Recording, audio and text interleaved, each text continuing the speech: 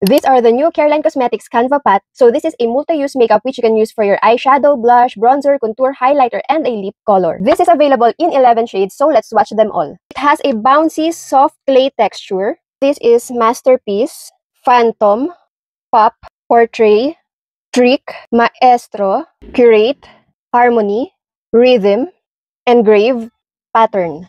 I'll be using Engrave for my contour since meron siyang cool grayish undertone, so perfect siya to create shadows. As you can see, it really blends seamlessly and smoothly. For my bronzer, I'll be using Pattern. This has a nice warm undertone naman. For my blush, si Phantom yung gagamitin ko. Sobrang effortless nito, as in within seconds lang, blended na siya. If gusto niyo yung mas intense na color payoff, pwede niyo siyang patungan ulit since buildable naman to. Highlighter, si Rhythm yung gagamitin ko. Ang ganda ng highlighter na to, parang you're glowing from within lang.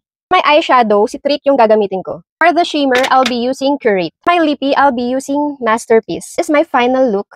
Overall, I really like the formulation. It sets on its own, it has a velvety matte finish, and it has a blurring effect. Sulit na to ha for only 295 pesos.